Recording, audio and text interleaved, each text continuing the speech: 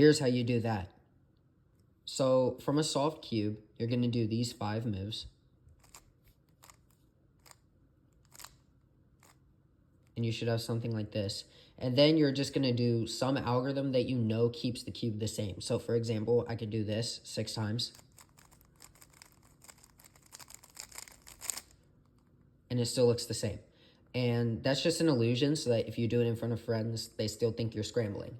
Now, once the cube is quote-unquote sufficiently scrambled, you're going to do this at the same time. And then you're going to do D and U. And then just boom. So if you put it all together, it would look like this.